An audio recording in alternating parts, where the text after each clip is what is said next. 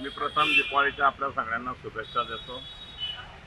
आणि काल जे आमदारांनी बेतल वक्तव्य केलं, कारण त्यांना या वक्तव्याचा कुठलाही अधिकार आहे नाही, ते त्यांच्या पक्षाचे आहेत। आणि शिवसेना ही माननीय एकनाथ शिंदे साहेबांच्या नेतृत्वावर आम्ही तिथं आलेलो आहे।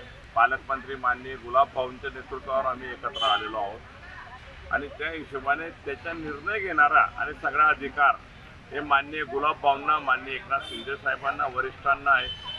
आणि त्यामुळे त्यांनी काय बोललं काय नाही हे याच्यावर मी जास्त भाष्य करू इच्छित नाही, परंतु आमचे नेतृत्व जे सांगेल त्या हिशोबाने आणि त्या पद्धतीने आम्ही अंबानेरमध्ये कार्य करणार आहोत। आणि माझा प्रवेश मी याच्यासाठी केला की आम्हाला तिथं शिवसेना हे स्वबळावर लढवायचं आहे, त्यामुळे आम्हाला त्यांचीच आवश्यकता नाही आहे। तर त्यांनी कसंही बेताल वक्तव्य केलं त्याला काही अर्थ नाही।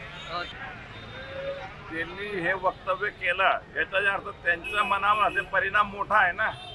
आज विचार केला तर अंबानेर नगरपालिकेमध्ये त्यांचा एकही नगरसेवक नाही आहे।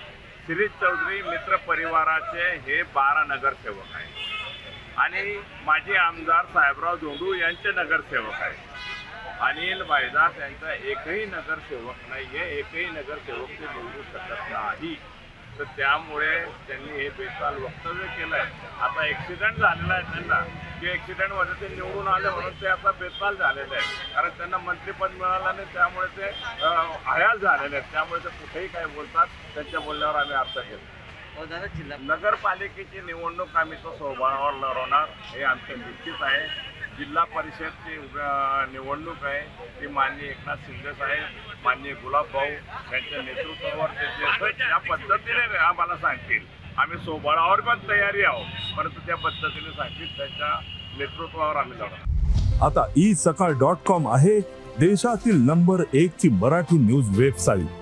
प्रत्येक अपडेटसाठी isakal.com ला नक्की भेट द्या।